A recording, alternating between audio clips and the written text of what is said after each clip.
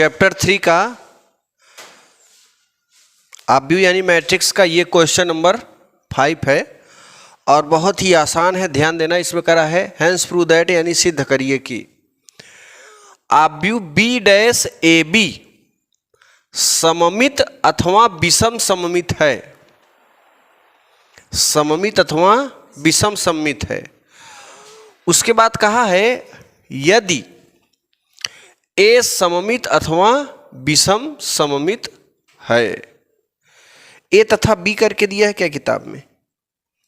यदि ए, नीचे क्या दिया है? इसमें ए तथा बी करके देना चाहिए था, कोई बात नहीं। ए ही दिया है ना, ए ही दिया है, कोई बात नहीं। इसमें करा है ए सममित अथवा विषम सममित है। ध्यान से समझना, कंडीशन क्या कह रहा है कि बी डैश ए बी सममित अथवा विषम सममित, हाँ दोनों है। इसीलिए यहां पर कह दिया ए सममित अथवा विषम सममित। सममित के लिए क्या करते हो? ध्यान देना, सॉल्व कर रहे हैं इसे। सममित,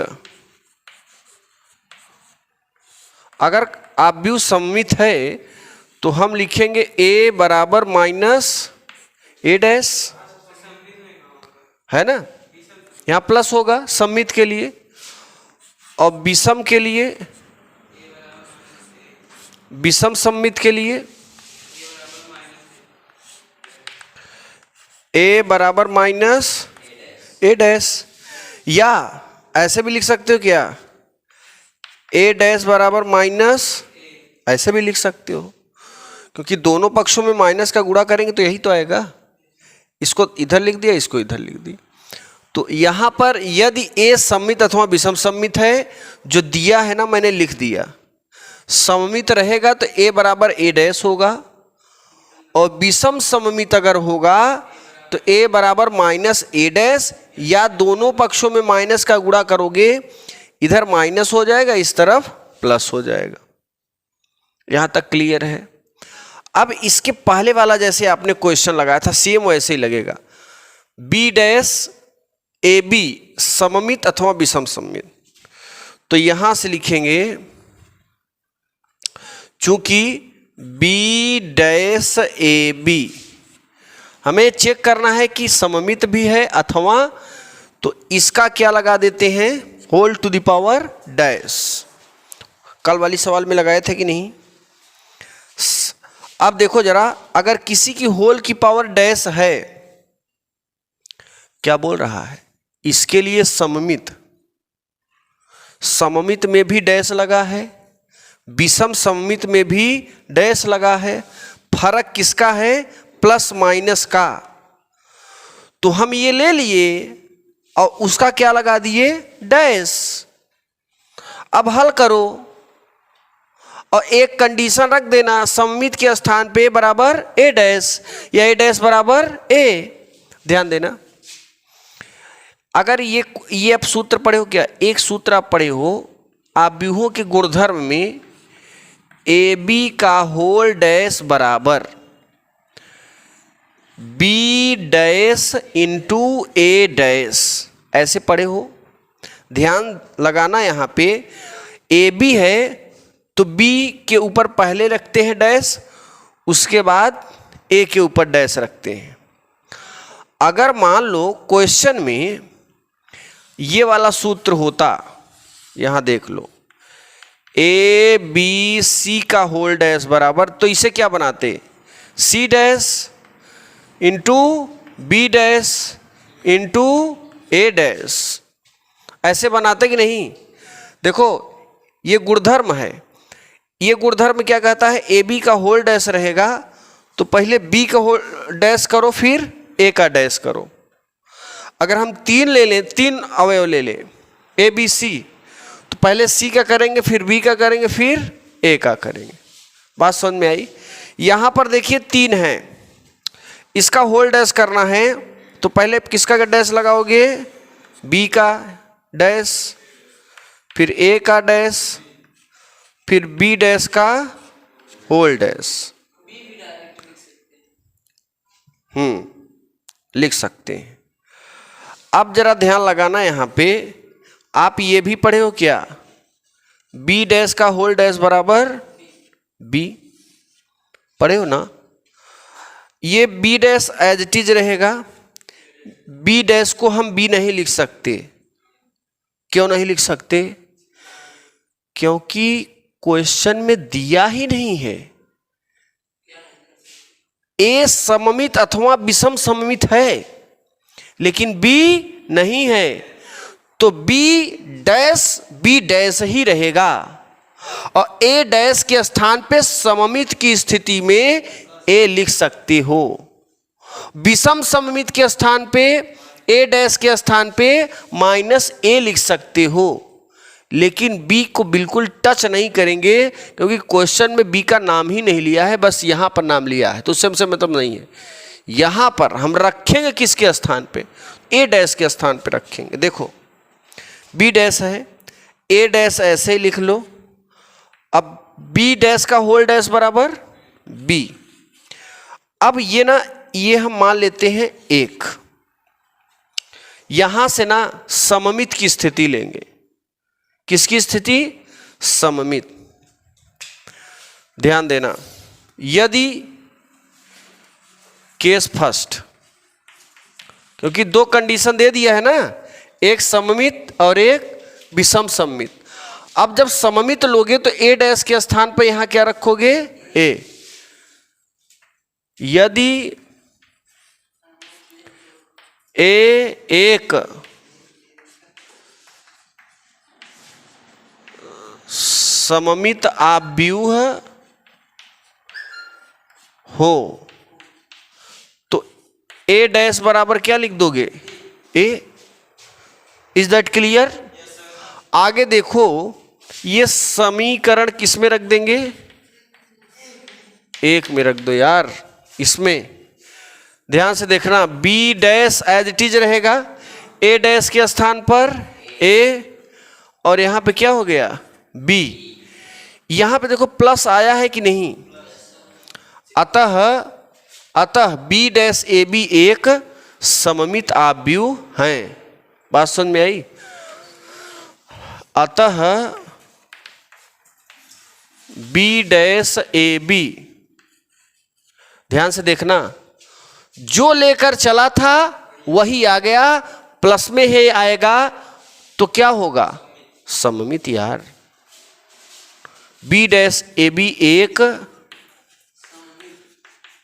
सममित आव्यूह है। अब केस 2 लेते हैं। केस 2 में यदि दो कंडीशन दिया है, यदि ए कौन सा आव्यूह है? यदि ए एक विषम सममित आव्यूह है। विषम सममित में क्या लिखोगे? ए डैश बराबर, देखो मैंने ऑलरेडी यहां से वैल्यू को क्रैक किया है कि नहीं? ए डैश बराबर माइनस ए। तो ये जो वैल्यू आपने फाइंड अप किया है उसी को रख दो। किसमें रखोगे? समीकरण एक में। बी डैश ए डैश के स्थान पर, ए डैश के स्थान पे माइनस ए, और बगल में बी, माइनस शुरू में कर दो तो बी डैश ए बी, देखो माइनस में आ गया ना, माइनस में आ गया, वही चीज तब क्या होगा?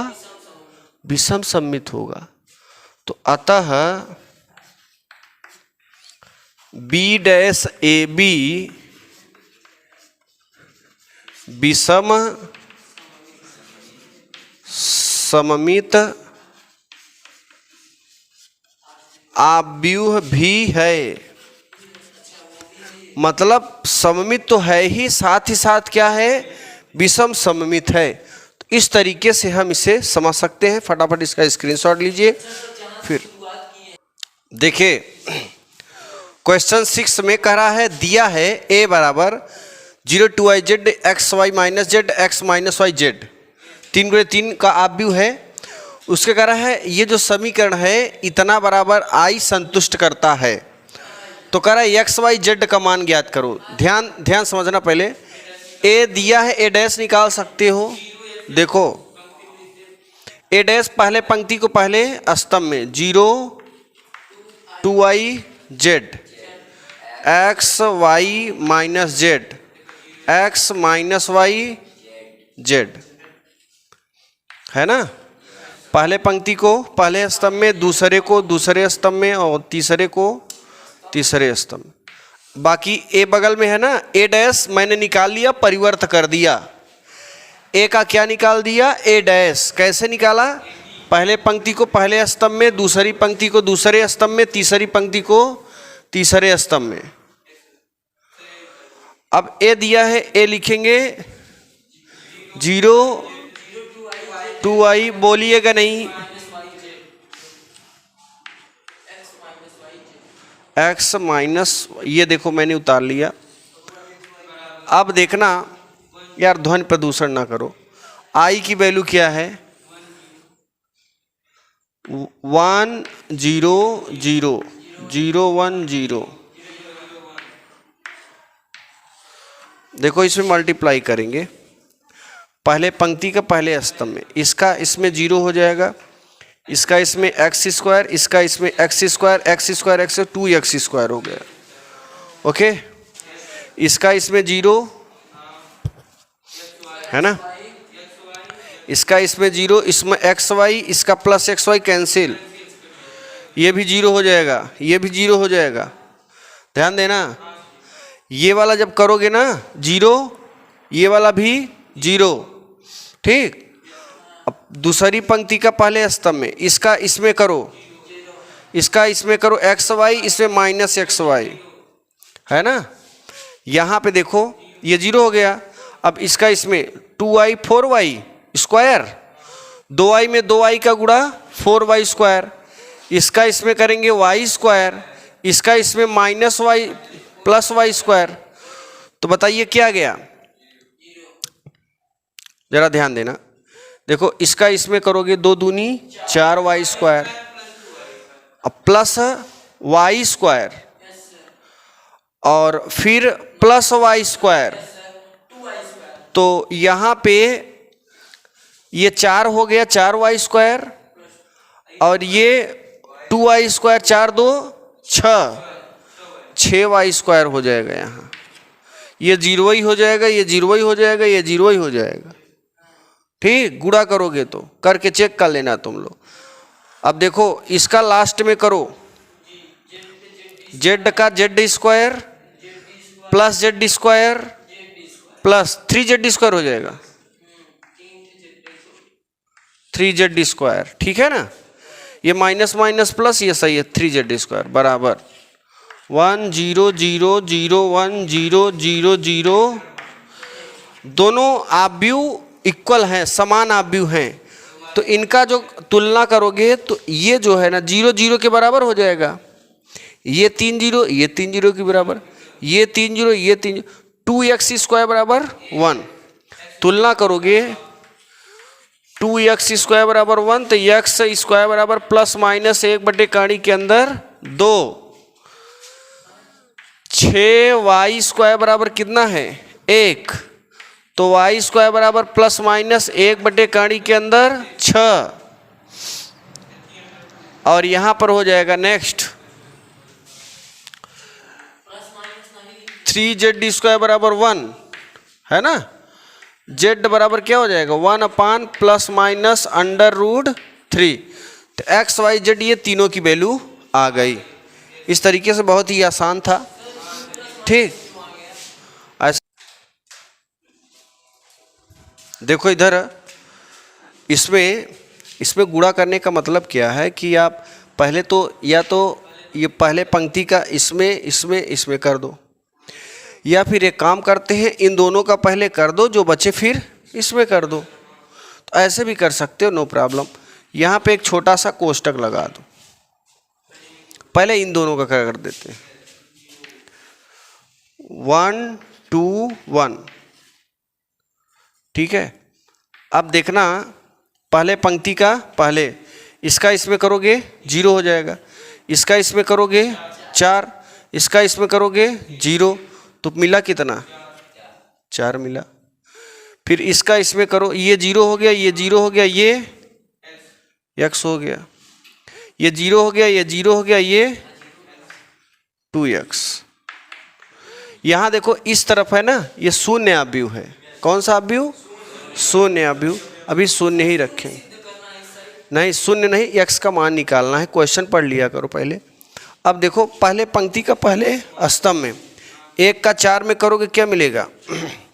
2 का x में करोगे 2x, 1 का 2x में करोगे 2x, बराबर इधर शून्य अवयव, ये हो जाएगा 4x बराबर 0।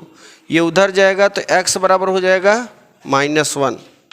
ठीक है ना, x बराबर, ये उधर पक्षांतर करोगे 4 1 के 4, 4 1 के 4, कैंसिल हो जाएगा। ठीक है ना, समझ में नहीं आया क्या? ये उधर ले आओ, 4x बराबर -4, 4 से 4 कैंसिल, x बराबर -1। ठीक, फटाफट इसका स्क्रीनशॉट लो, आगे बढ़ते हैं।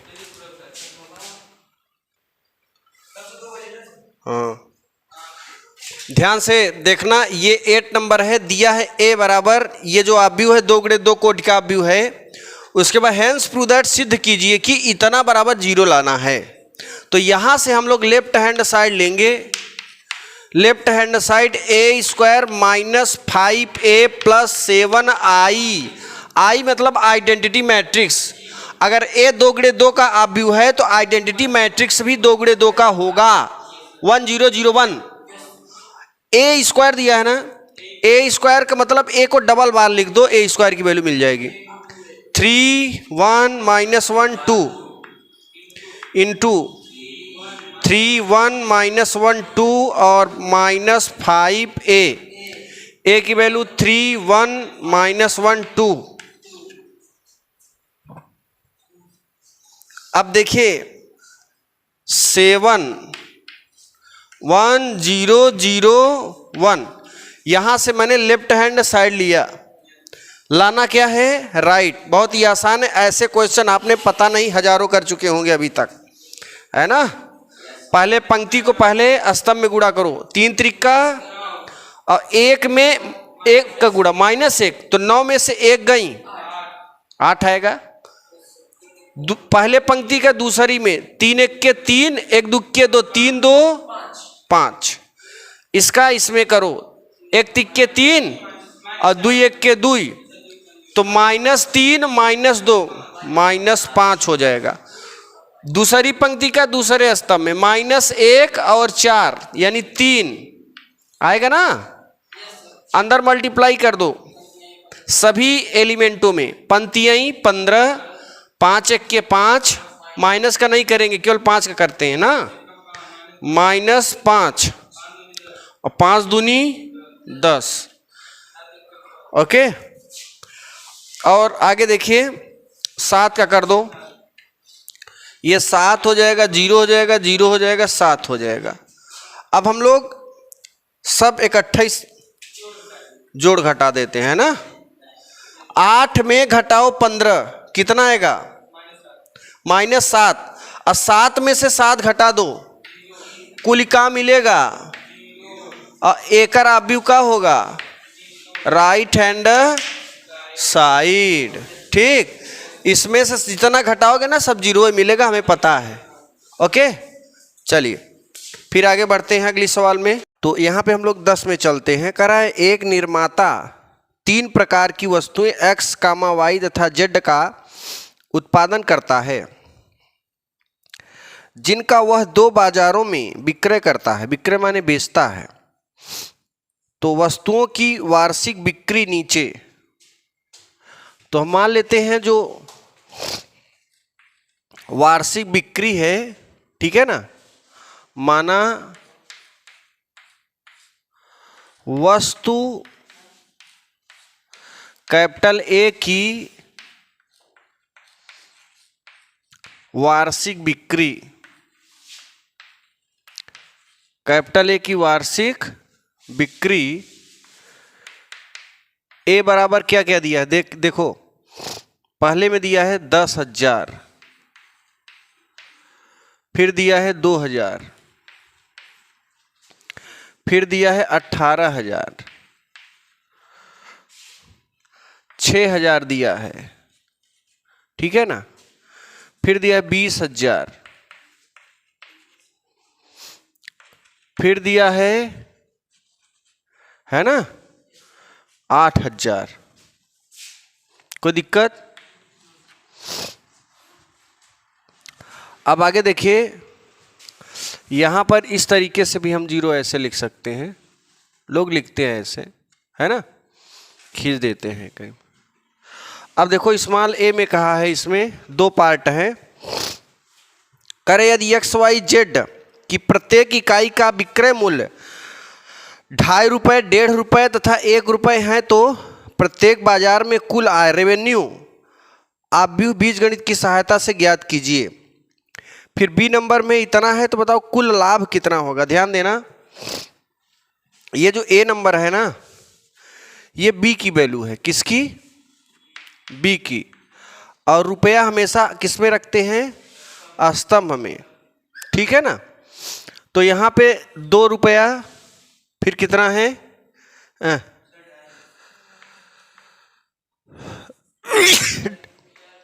जरा ध्यान देना, 2.5 रुपया है ना, तो 2.5 रुपया है, और मतलब 2 रुपया 50 पैसा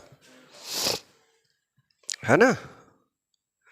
एक हम पैसा में बदलने का, 1 रुपया में 100 पैसा, तो 100 से भाग दे दे, क्यों? तो ये जीरो ये गायब हो जाएगा। 5 दूनी 5 पचे, तो कितना आ जाएगा? 5/2।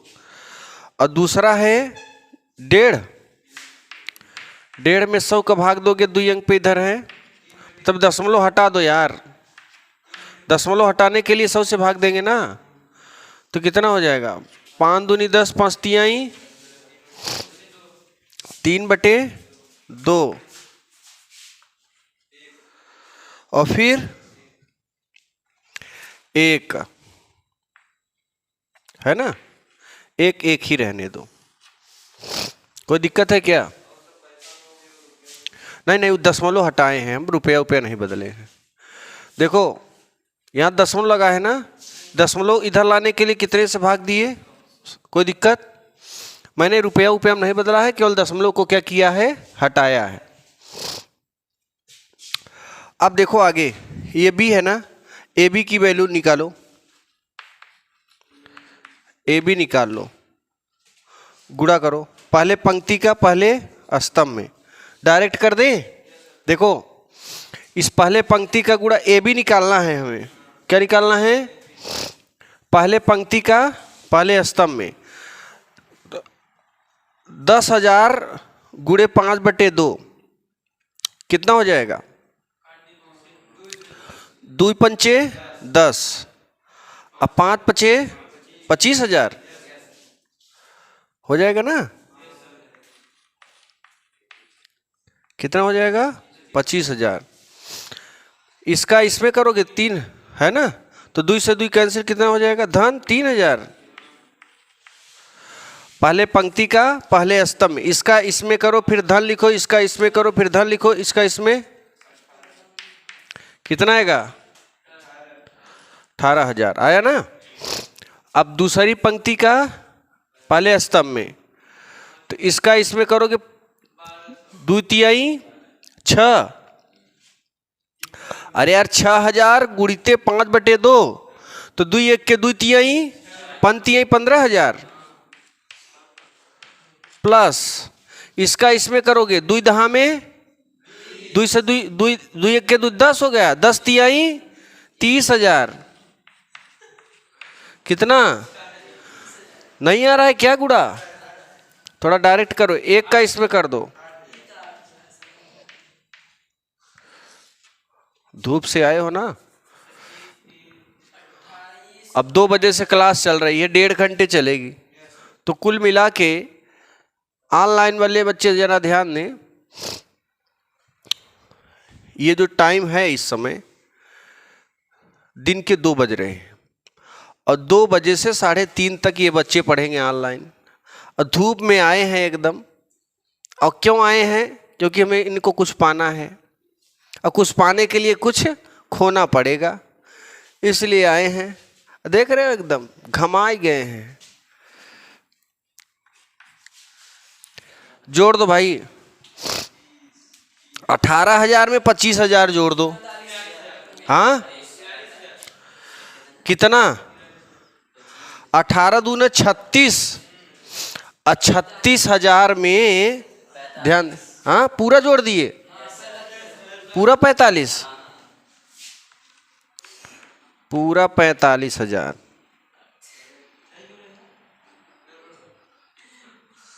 ठीक है ना?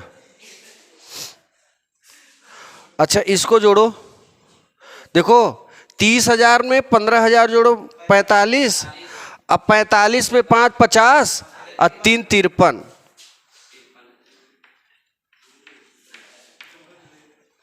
सही है ना? ये किसकी वैल्यू आ गई? 25, इसको जोड़ लो, 25 में 10,000 जोड़ो, 35 में 3,000 जोड़ो, 38 में फिर 3,000 जोड़ो। हाँ हाँ देखो ये जोड़े हैं, देखो 25 फिर जोड़िए, 25,000 में 10,000 जोड़ेंगे 35, फिर 35 में 8,000 जोड़ो 43 और 43 3 46। हाँ अब बस शांति बनाओ। अब जान गए तुम लोग को जोड़ कितना आता है। ऐसा धूप से आए हो ना, दिमाग नहीं काम कर रहा है पहली बात तो।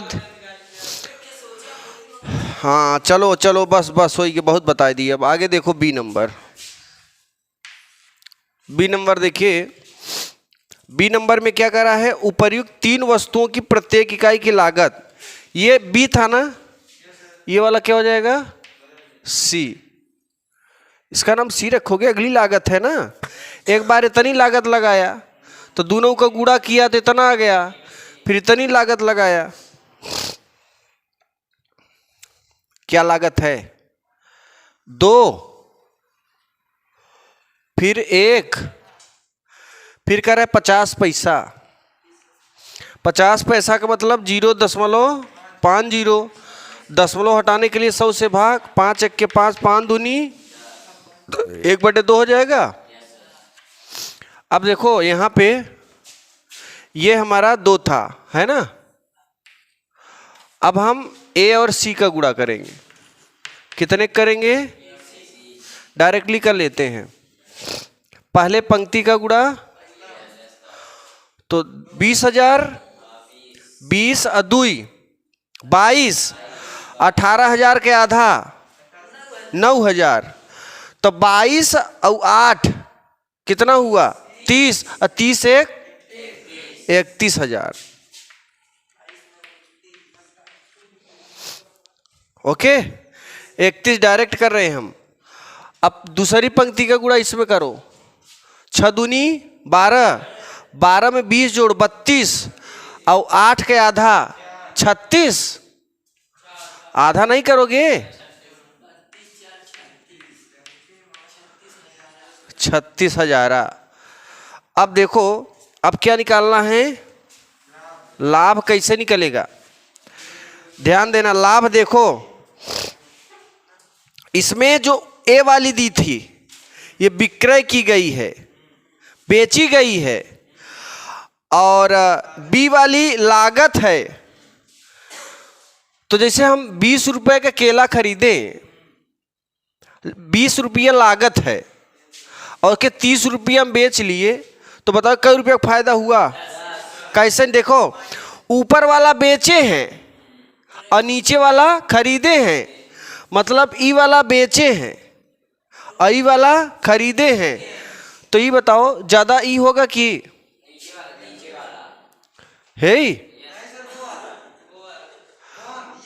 ये इतना तो लागत है, लागत कम है, खरीद जो बेचे हैं वो ज़्यादा लेंगे, फायदा लेंगे ना, तो हम इसमें से इसको घटाएंगे। कैसे घटाएंगे देखो, ए बी माइनस ए सी बराबर, कैसे कैसे घटाओगे, 46 में 31 के लिए चूस मारो। हाँ अच्छा, इसमें दो शिफ्ट दिया है, बाजार में पहला और दूसर का लाभ, दो प्रकार का लाभ है ना, तो इनमें पहले पार्ट का लाभ निकालो। पहला लाभ, जरा ध्यान देना, पहला लाभ ए बी माइनस मतलब इसमें इसको अलग अलग घटाओ, फिर जितना है दोनों को जोड़ दो।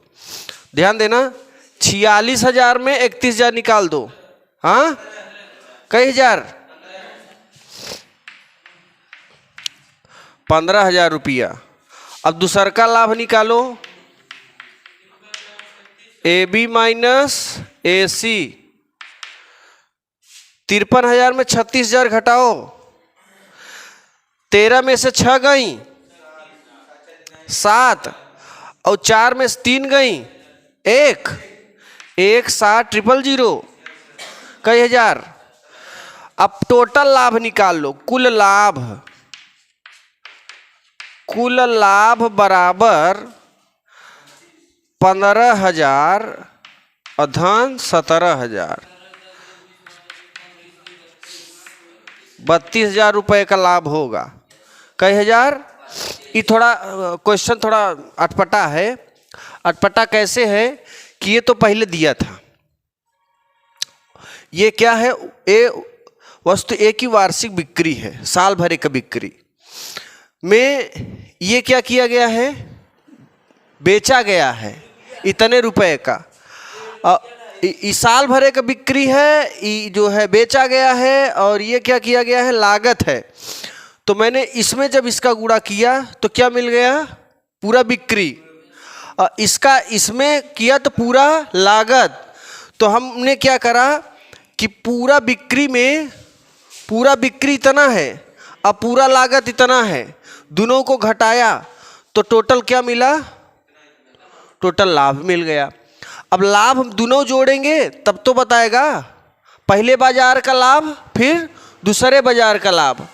तो पहले बाजार में 15,000 का, दूसरे बाजार में 17,000 का, तो दोनों बाजार में कितने का लाभ हुआ, लिखो।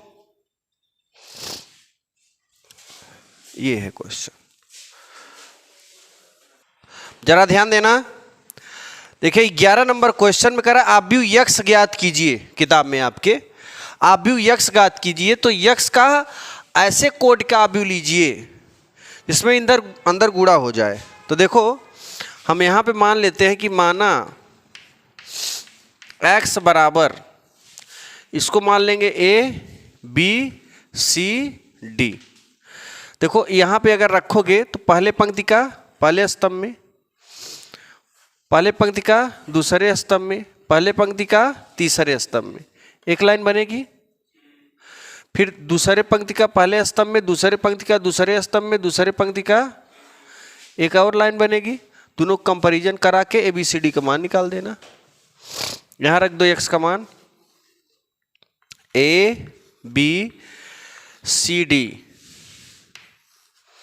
1 2 3 4 5 6 इज इक्वल टू -7 -8 -9 2 4 6 है ना।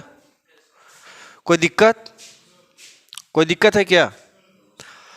अब इसमें मल्टीप्लाई कर दें पहले पंक्ति का पहले स्तंभ में, ए का 1 में करो ए, बी का 4 में करो 4b, पहले पंक्ति का पहले स्तंभ में हो गया, पहले पंक्ति का दूसरे स्तंभ में, ए का 2 में करो 2a प्लस बी का 5 में 5b, ए का 3 में करो 6b। हो गया ये पहले पंक्ति का तीनों स्तंभ में हो गया। अब दूसरे पंक्ति का तीनों स्तंभ में, दूसरे पंक्ति का C+4D, C+4D, 2C+5D and 3C6D बराबर -7 -8 -9 2 4 6। अब देखो तुलना कर दो, दो पंक्ति तीन स्तंभ इधर भी हैं, दो पंक्ति तीन स्तंभ, तो इनके अवयव आपस में समान आव्यूह हैं। समान आव्यूह के अवयव आपस में बराबर होते हैं। a+4b बराबर क्या लिख दोगे? a+4b बराबर -7 समीकरण। 2a+5b बराबर -8। 2a+5b बराबर,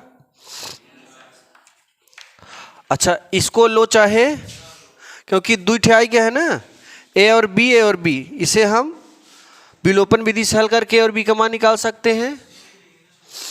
अब ये वाला लो CD वाला ना, पहले इसे हल कर ले फिर लें आगे, कि 8 ले लेते हैं। C+4D बराबर कितना, और फिर यहाँ पे 2C+5D बराबर 4। देखो ये C+4D बराबर 2 लिख दिए समीकरण 3, 2C+5D बराबर 4 समीकरण 4। अब देखो विलोपन विधि से हल करो, क्लास 10th में चैप्टर नंबर 3 में आप लोग पढ़े होंगे। विलोपन विधि, तुलनात्मक विधि, बज्रगुणन विधि और प्रतिस्थापन विधि, 4 विधि बताए थे ना। समीकरण 1 समीकरण 2 में देखो विलोपन विधि का मतलब है कि कोई एक ए के गुणांक बराबर होने चाहिए। तो यहाँ आपका 1 है, यहाँ पे अगर 2 का गुणा करके इसमें घटा दें तो हो जाएगा काम। समीकरण 1 गुणिते 2 और माइनस समीकरण 2, मतलब समीकरण 1 में 2 का गुणा करके समीकरण 2 से घटा दोगे। पहले 2 को इसमें गुणा करो, 2 का यहाँ करना, 2 का यहाँ, 2 का यहाँ, 2a प्लस 2 4 जा 8 b और 2 7 जा -14 समीकरण 5। फिर समीकरण 2 घटा दो, इसके नीचे 2 लिखो, 2a प्लस 5b बराबर -8 समीकरण। देखो घटाने पर ये माइनस हो जाएगी, ये भी माइनस, ये भी माइनस माइनस। 8b में 5b निकालो और 14 में से 8 घटा दो, हाँ -6। 3 दूनी b बराबर माइनस, b का मान समीकरण 1 में रखो या 2 में? 1 में रख देते हैं। समीकरण 1 में तो ये 4 दूनी 8 और -8 इधर आएगा, +1 हो जाएगा, a बराबर 1 आ जाएगा। ठीक है ना। देखो यहां पे रखोगे -4, 4 -2, 4 दूनी 8, -8 इधर है, इधर जाएगा, +8 में से 7 निकालोगे 1 आएगा। अब समीकरण 3 और 4 का विलोपन विधि देखिए। समीकरण 3 में 2 का गुणा करोगे और फिर समीकरण 4 को घटा दोगे। समीकरण 3 गुणिते 2 और -4, 2 का इसमें गुणा करो, 2c प्लस 8d बराबर 4 समीकरण 6। इसके नीचे 2c प्लस 5d बराबर 4 समीकरण 4। ये माइनस, ये माइनस, ये माइनस, ये तो कैंसिल हो गया। d बराबर कितना हो जाएगा? 0। d का मान रखोगे, c का मान कितना आ जाएगा? 2, x की वैल्यू x बराबर ले आओ, a की वैल्यू क्या मिल गई 1, a की वैल्यू 1 रख दो, b की वैल्यू क्या मिली -2, c की वैल्यू 2 और d की वैल्यू, ये हुआ हमारा आंसर।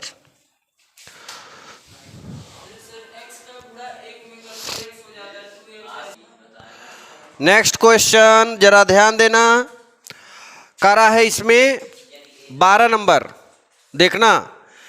यदि ए तथा बी समान कोटि के वर्ग आव्यूह इस प्रकार हैं, ए और बी क्या हैं, समान कोटि के वर्ग आव्यूह इस प्रकार हैं कि ए बी बराबर बी ए, देखो दिया है ए बी बराबर, वर्ग आव्यूह का मतलब क्या होता है, वर्ग आव्यूह का मतलब लेफ्ट और राइट, हाँ, समान पंक्ति समान स्तंभ। तो गणितीय आगमन सिद्धांत द्वारा सिद्ध कीजिए, यहां लिखना है सिद्ध करिए या hence prove that, hence prove that. करा है ए बी के पावर n बराबर बी के पावर n इंटू ए, यही सिद्ध करना है। एक और सिद्ध करना है ना, एक और दिया है, पहले इसको करते हैं फिर आगे बढ़ते हैं ना। देखो पहले इसको ऐसे लिख दो, Pn ए बी के पावर n बराबर बी के पावर n इंटू ए। और इसके पहले कुछ क्वेश्चन बताए थे, जैसे क्वेश्चन नंबर कौन था, क्वेश्चन नंबर यहाँ पे ये था ना, पहला दूसरा तीसरा गणितीय आगमन के सिद्धांत से, वही लगेगा यहाँ पे, गणितीय आगमन के सिद्धांत से।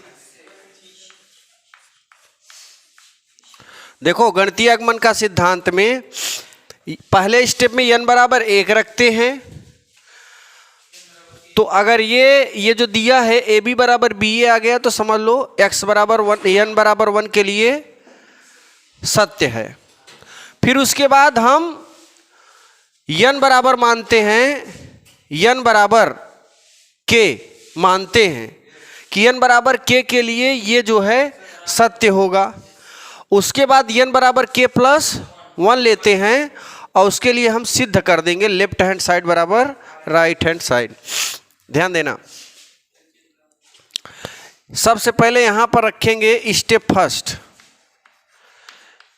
फर्स्ट, n बराबर 1 के लिए, n बराबर 1 के लिए, n बराबर 1 के लिए इसमें रखेंगे P1 सच दैट, जहां जहां n है 1 रख दो, ए बी के पावर 1 बराबर बी के पावर 1 इंटू ए, या ए बी बराबर बी ए बी बराबर बी आ गया ना। अतः x बराबर n बराबर 1 के लिए सत्य है। अब स्टेप 2 पर चलेंगे, n बराबर के लिए सत्य होगा, हाँ ये डायरेक्ट होता है। अब यहां पे देखो जहां जहां n है वहां पर रखोगे k, तो पी के सच दैट ए बी के पावर बराबर बी के पावर k इंटू ए, ठीक है ना।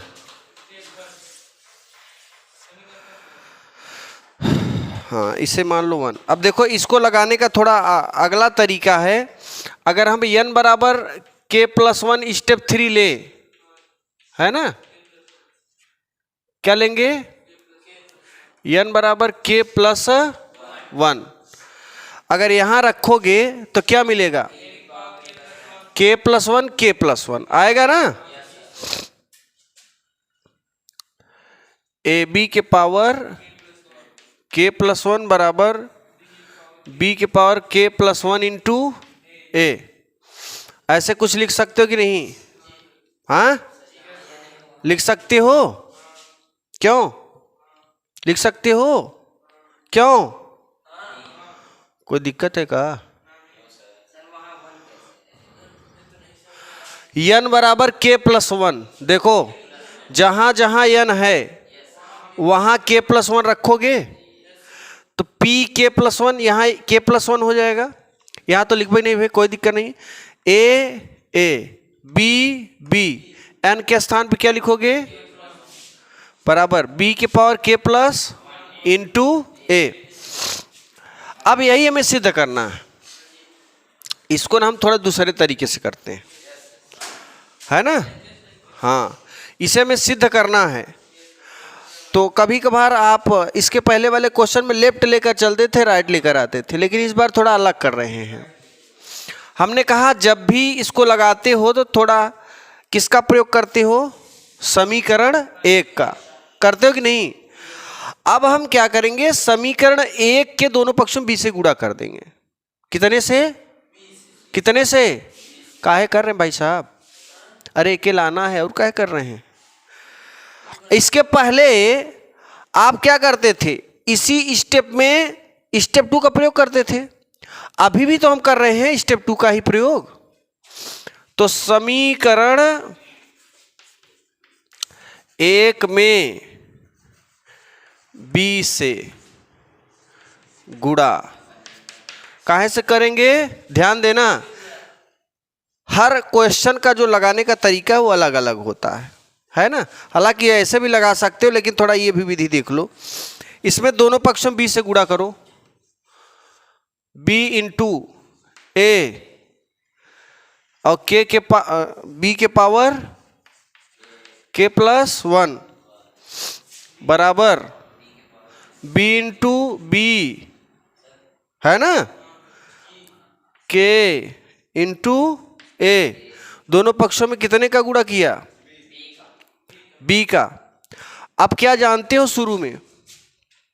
बी ए बराबर, अब तुम क्या, जरा ध्यान, हाँ है ये गलती, ये गलत से लिखा गया है, ध्यान देना। यहाँ पे इसी में मैंने दोनों पक्षों में क्या किया? b से गुणा, तो b यहाँ आ गया, b यहाँ आ गया। अब आप एक ठेठ जबरदस्ती वाला नियम होता है कि कुछ लोग क्या करते हैं कि यहाँ गुणा है, यहाँ आधार आधार बराबर है, गुणा में घात। ऐसे नहीं होगा। एक पहले सूत्र लगाओ। बी ए बराबर का पढ़े हो? चूंकि बी ए बराबर ए बी, यहाँ ए बी लिखो, वो नहीं चलेगा क्योंकि क्रम विनिमय नियम का मैटर है यहाँ। हाँ हाँ, कैसे स्टेप में वन हो जाएगा, लेकिन हम बी पहले बाई बाई और बी है ना गुणा, अगर एक दाई कर दोगे और एक दाई तो फिर इमर रखना पड़ेगा। ए बी यहाँ हो जाएगा, तो ए बी के स्थान पे बी ए रखोगे, तो इसमें रखो चाहे इसमें। अब बी ए के स्थान पे क्या लिखोगे? देखो बी ए बराबर, अब बगल में क्या है? बी के पावर के, और यहाँ क्या है? बी डैश, यानी बी के पावर वन है और यहाँ के है। तो अब देखो इसके बगल में आ गया ना। अब आधार आधार बराबर है तो गुणा में घात, तो b के पावर वन प्लस के इंटू ए, और यहाँ भी वन है तो a इंटू बी के पावर वन प्लस के बराबर b के पावर वन प्लस के इंटू, यही सिद्ध करना था क्या? देखो ए बी वन प्लस के लिखो चाहे के प्लस वन, b के power k plus one into A. Left hand side बराबर राइट हैंड साइड, अतः n बराबर k प्लस वन के। ये जो कुछ सवालें बची हैं विविध प्रश्नावली की, उसको हम लगाएंगे। उससे पहले मैंने सूत्र क्लास 11th के बच्चों के लिए लिखा था ये, ठीक? तो इसका स्क्रीनशॉट ले लीजिए ज़रा, और फिर जो है ये आपके काम में बहुत ज़्यादा आने वाला है। त्रिकोणमिति सरसमिका के 3 नियम हैं। ये पहला यहाँ तक है, फिर ये दूसरा यहाँ तक है और फिर तीसरा यहाँ तक है। तो ये आपके समाकलन अवकलन में बहुत ज़्यादा प्रयोग आएगा और चैप्टर नंबर 2 में भी। तो इसका स्क्रीनशॉट लीजिए, फिर आगे बढ़ते हैं। अब जरा ध्यान देना, 13 नंबर क्वेश्चन की ओर देखेंगे। ए बराबर दिया है, इस प्रकार है कि ए स्क्वायर बराबर आई, ठीक है ना। और यहाँ पर देखो इसी को लेकर चलेंगे, ये चीज़ दिया है। 4 ऑप्शन में एक ऑप्शन हमें ले आना है, ए स्क्वायर बराबर आई। और ए स्क्वायर को ले सकते हैं ए इंटू ए बराबर आई। ए की 2 बार वैल्यू यहाँ पे रखेंगे, अल्फा बीटा और गामा माइनस अल्फा, फिर इधर alpha beta gamma minus alpha बराबर 1 0 एंड 0 1।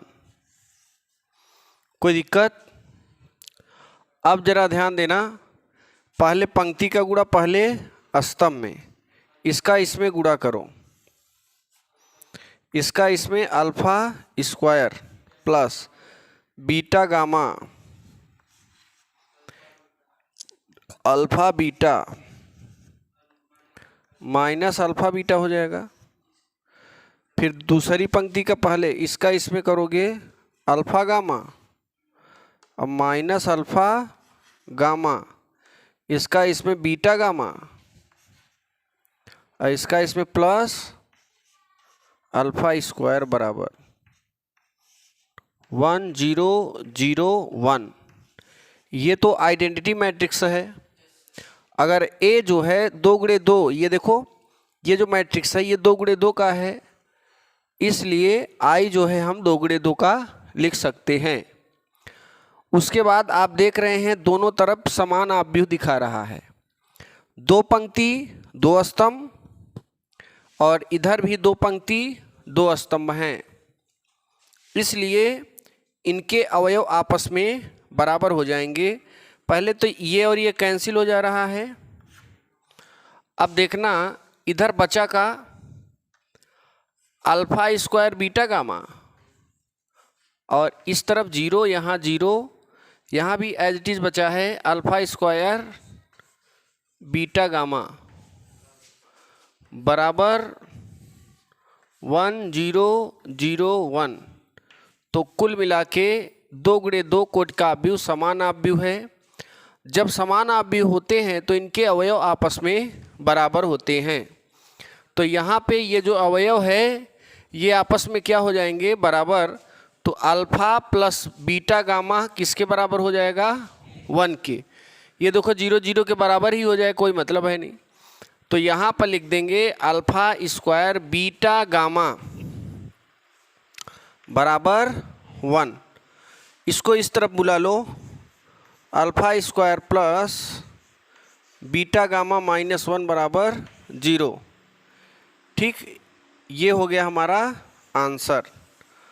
अगर आप इसको मिल जाए तो ये है, नहीं दोनों पक्षों माइनस गुणा कर दो। माइनस गुणा करोगे, यहाँ माइनस यहाँ प्लस, इसे पहले लिख देते हैं 1, फिर माइनस हो जाएगा ये minus beta gamma minus alpha square. Answer में इन दोनों में से कोई एक आपको नज़र आएगा, चेक कर लीजिए 4 ऑप्शन में कोई एक ऑप्शन सही है। ठीक है ना। नेक्स्ट क्वेश्चन जरा ध्यान देना, 14 नंबर। इसमें कह रहा है एक आव्यूह सममित तथा विषम सममित दोनों ही हैं। 14 नंबर में क्या बोला है? एक आव्यूह सममित तथा विषम सममित दोनों हैं। तो देखो सममित में क्या होता है? सममित में होता है ए डैश बराबर ए, ठीक है ना, समीकरण 1। अब विषम सममित में ए डैश बराबर माइनस ए, समीकरण 2। सममित में पॉजिटिव होता है, विषम सममित में निगेटिव होता है। सब लोग जानते हो कि अगर सममित बोल दिया तो ए डैश की वैल्यू ए होगी प्लस में, और विषम सममित के लिए ए डैश की वैल्यू माइनस ए होगी। समीकरण 1 और 2 की तुलना कर दो। समीकरण 1 और 2 की तुलना, लेफ्ट लेफ्ट साइड बराबर है क्या? तो इसके राइट साइड आपस में, तो ए बराबर क्या हो जाएगा? माइनस, ये माइनस है इधर आएगा, तो ए प्लस ए बराबर, और 2a बराबर ए की वैल्यू निकालोगे क्या मिलेगा? ए की वैल्यू आ गई। तो इसमें कौन सा ऑप्शन सही है? ए एक शून्य आव्यूह है, ठीक है ना? कौन सा आव्यूह है? शून्य आव्यूह। अब जरा ध्यान देना, 50 नंबर क्वेश्चन लिखते हैं। यदि ए एक वर्ग आव्यूह है, इस प्रकार है कि ए स्क्वायर बराबर ए दिया है, ए स्क्वायर बराबर ए, और फिर इन्होंने लिखा है आई धन ए का होल क्यूब माइनस 7a के बराबर, 4 ऑप्शन है ना? 7a के बराबर क्या हो सकता है?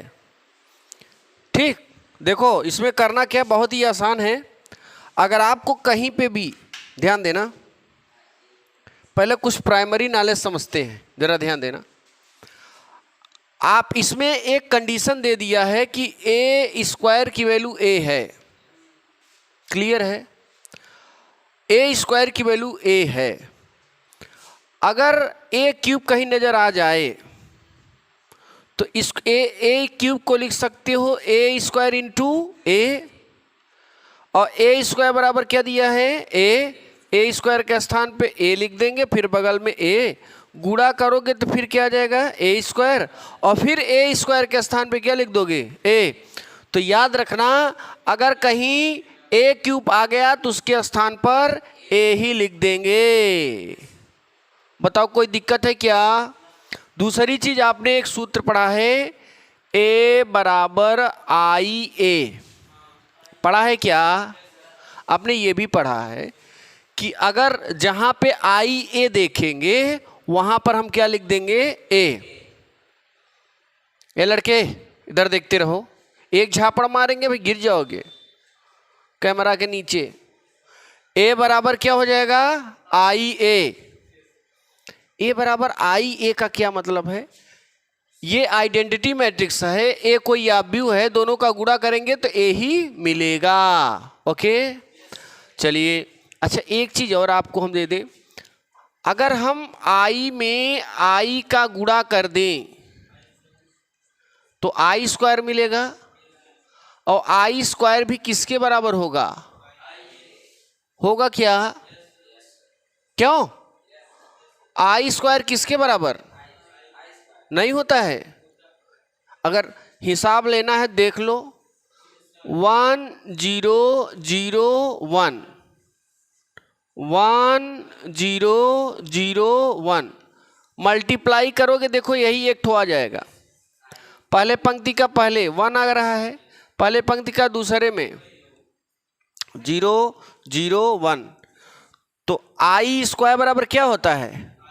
और सुनो, आई क्यूब बराबर भी आई होगा, आई के पावर 4 बराबर आई ही होगा, आई के घात 15 बराबर आई ही होगा। तो याद रखना, आई की कितनी भी घात कर दो उसकी वैल्यू आई होगी। क्लियर है कि नहीं? अच्छा, जरा ये बता दो, अगर आई की घात 3 लिख दें, बगल में ए लिख दें, तो ये किसके बराबर है? कंप्लीट। आप जानते हो आई क्यूब बराबर क्या होता है? आई, बगल में ए, और इसकी वैल्यू क्या हो जाएगी? ए। होगी कि नहीं होगी? तो कुल मिला के प्राइमरी नॉलेज मैंने सीख लिया। अब हम इस पे अटैक करते हैं, इस क्वेश्चन पे। ए प्लस बी का whole cube, A cube plus B cube plus 3, अभी कोष्टक में ए प्लस बी होता है ना, आई क्यूब प्लस ए क्यूब प्लस 3i ए, और कोष्टकवा में आई प्लस ए माइनस 7a। इसका सूत्र इतना लगा दिया, ए क्यूब प्लस बी क्यूब ये आ गया, बगल में -7a। बताओ कोई दिक्कत? अब जरा ध्यान दो बेटा, आई क्यूब बराबर क्या होता है? सब लोग जानते हो, ए क्यूब बराबर केवल ए क्यूब बराबर केवल ए प्लस 3 आई ए बराबर ए।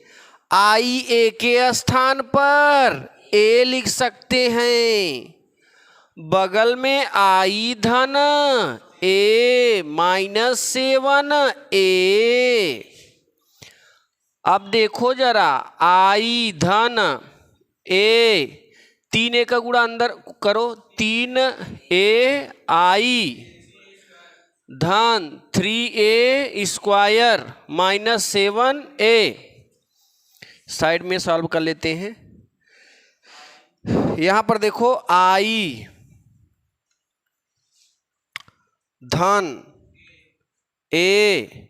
अच्छा बताओ जरा, 7a में एक ठे निकाल दो, -6 -6, तो एकर काम खत्म। ए आई बराबर ए होता है तो 3a हो जाएगा प्लस 3a। कोई दिक्कत? ए स्क्वायर बराबर ए, तो यहां क्या हो जाएगा? Plus 3a। 3 3 6, 6 प्लस में 6, ये दोनों कैंसिल हो जाएगा। क्या बचेगा बेटा? केवल आई हमें मिला है, आइडेंटिटी मैट्रिक्स मिला है। तो फटाफट इतने का स्क्रीनशॉट लो, फिर आगे बढ़ेंगे।